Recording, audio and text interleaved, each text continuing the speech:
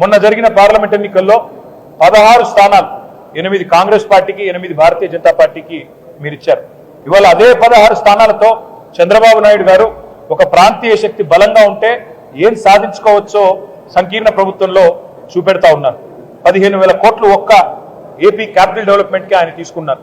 అదేవిధంగా బీహార్కు 26,000 కోట్ల రూపాయలు కేవలం రహదారుల కోసం మాత్రమే ఇచ్చినారు.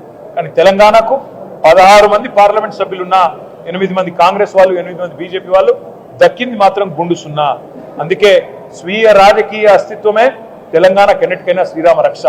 ప్రాంతీయ శక్తులు బలంగా ఉంటే, ప్రాంతీయ పార్టీల నాయకత్వం బలంగా ఉంటేనే రేపటి సంకీర్ణ యుగంలో కూడా మనం శాసించే పరిస్థితి ఉంటుంది. శాసించి సాధించుకోవాలి తప్ప యాచించి సాధించుకుంటే ఏది కూడా రాదు. రేపటికైనా తప్పకుండా ఇవాళ ఈ 8 బీజేపీ ఎంపీలు అక్కడ పార్లమెంట్లో కూర్చున్నారు.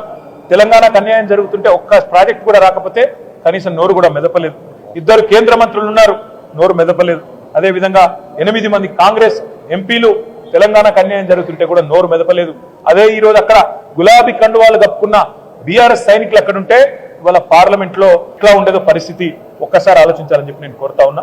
అందుకే భవిష్యత్తులోనైనా తెలంగాణ ప్రజలు గుర్తుపెట్టుకోవాల్సిన మాట, మన ప్రాంత హక్కులు కాపాడాలంటే, మన రాష్ట్ర హక్కులు కాపాడాలంటే, మనకు నిధులు రావాలంటే ఈ సంకీర్ణ శకంలో తప్పకుండా కేసీఆర్ గారు లాంటి బలమైన నాయకులు, బలమైన బీఆర్ఎస్ లాంటి పార్టీలను ఎంత మద్దతు ఇచ్చి ఎంత సంఖ్యాపరంగా బలోపేతం చేస్తే అంత రాష్ట్రానికి లాభం అనే మాట కూడా మళ్ళొక్కసారి గుర్తు చేస్తూ, ఈ బడ్జెట్లో కూడా గుండు సున్నానే ఇచ్చినందుకు మరి కేంద్ర ప్రభుత్వానికి మరి 8 ఎంపీలు ఇచ్చినా మీరు గుండు సున్నా ఇచ్చినందుకు తెలంగాణ ప్రజలు భవిష్యత్తులో అన్ని గమనిస్తున్నారు, అన్ని ఆలోచన చేస్తున్నారు.